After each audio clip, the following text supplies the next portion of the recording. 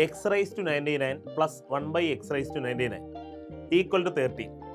Then x raise to 99 minus 1/x raise to 99 equal to dash.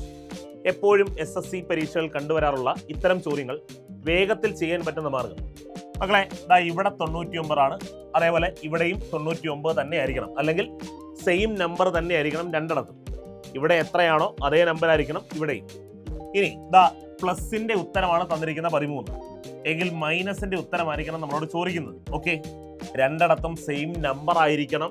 പ്ലസിന്റെ ഉത്തരം തന്നിട്ട് minus വരുന്നതിന്റെ ഉത്തരം നമ്മൾ കണ്ടുപിടിക്കാൻ പറഞ്ഞാൽ ചെയ്യേണ്ട എത്രയേ ഉള്ളൂ. ഇവനെ ഞാൻ n എന്ന് വിളിക്കുക മക്കളെ. n എന്ന് വിളിച്ചാൽ ഇതിന്റെ ഉത്തരം എപ്പോഴും എപ്പോഴും എപ്പോഴും √n² - 4 ആയിരിക്കും. എപ്പോഴും ഉത്തരം മക്കളെ √n² - 4 ആയിരിക്കും. എപ്പോഴും ഉത്തരം √n² - 4 ആയിരിക്കും. എങ്കിൽ ഇവിടുത്തെ n എന്ന് പറഞ്ഞാൽ 13 ആണ്. 13ന്റെ സ്ക്വയർ -4. നമുക്കറിയാം √13ന്റെ എന്ന് പറഞ്ഞാൽ 169 -4 എന്ന് പറഞ്ഞാൽ √165 ആണ് ശരി ഉത്തരം. √165 ആണ് ശരി ഉത്തരം. അപ്പോൾ ഇതേപോലെയുള്ള കൂടുതൽ ടിപ്സിനും ട്രിക്സിനും ചലഞ്ചർ ഫോളോ ചെയ്യുമല്ലോ.